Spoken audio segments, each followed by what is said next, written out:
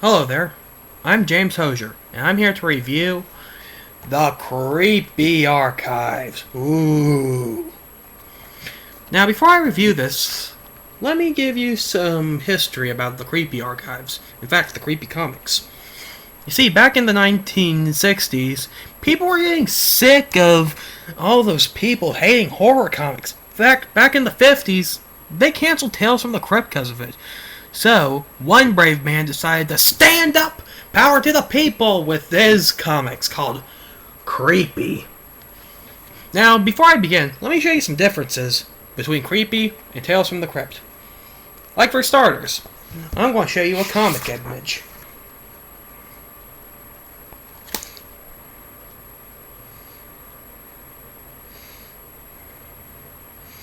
This is an image from Creepy number 2 in my book. Yeah, if you look here, it's actually pretty well detailed. Also has some good art in it.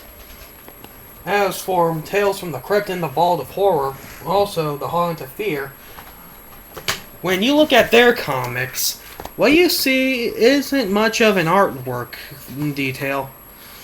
This artwork is more of a... kind of gives it a bit of a Goosebumps feeling.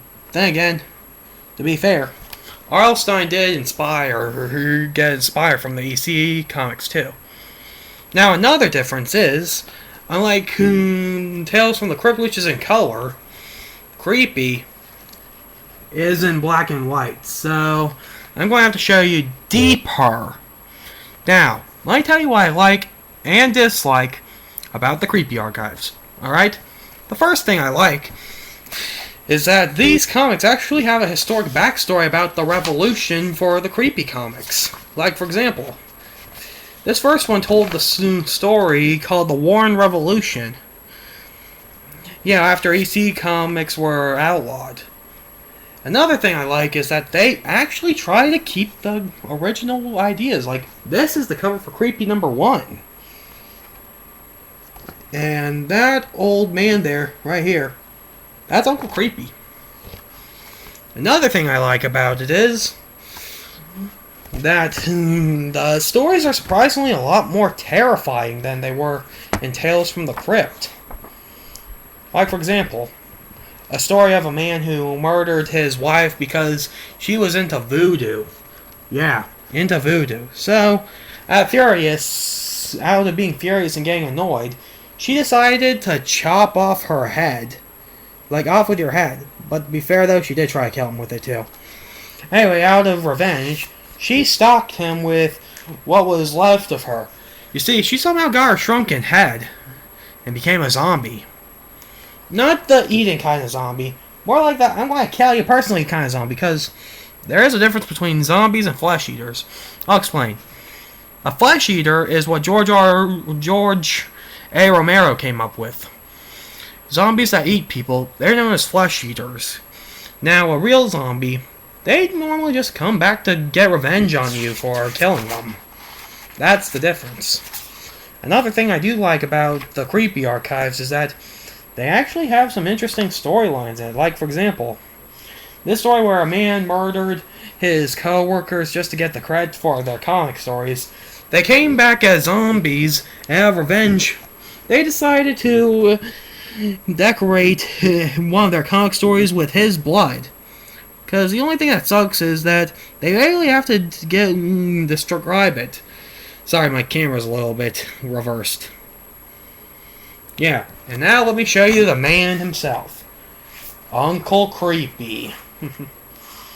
Yeah, Uncle Creepy is known for being like the successor to the Crypt Keeper.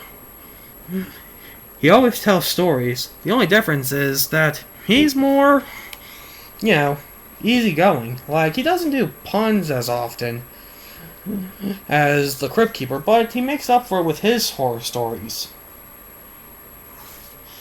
Now, another thing I like about the Creepy Archives is they have the old-fashioned ads, which is actually pretty cool. I mean, the EC Archives, they didn't show the older ads. Make you think, wow, sometimes I wish I was in that timeline. Like, for example, They had like a portable radio that you could get for $6. Now I understand that comic books ads are normally a scam, but hey, sometimes it's fun to have an imagination. Now another thing I like about the Creepy archives is that they also have something called Creepy's Loadsome Lore that give you history about random monsters. Like this one. This one is the history of zombies. Because you see, like I said, these are zombies. What you see eat flesh are not zombies. They're flesh eaters. Anyway, this is all I got to show you for what I like about the Creepy archives. Now, what I don't like about them. For starters, sometimes they have a story that has a to be continue, and you really need to get the next book just to know. It gets on my nerves sometimes, but other than that, it's also pretty cool. Now, another thing I really don't like sometimes is that they do have another series called Eerie, but it ended up like Pokemon, jumping the shark, not being good as it used to be, etc. Like, Eerie used to tell some interesting horror stories until they decided it's better to have sci-fi and superheroes. What's so scary about superheroes? Really? Really, Eerie? Anyway, that's basically what I like about the Eerie archives and the Creepy archives. Oh, I forgot to mention, I don't have the cover for it anymore, but, the sheath. But the best part about these is, whenever you remove the sheath, you get to see Uncle Creepy's face. Pretty cool, huh? Anyway, that's basically what I have to tell you about this thing. Oh, it also has an ad for a mini motion picture projector for about $10. Now, back then, that would have been a lot of money, but if that was around nowadays, then count me in. I wish I had that thing. Oh well, I can always look up the internet. Anyway, see you. Hope you enjoy. Peace out, man.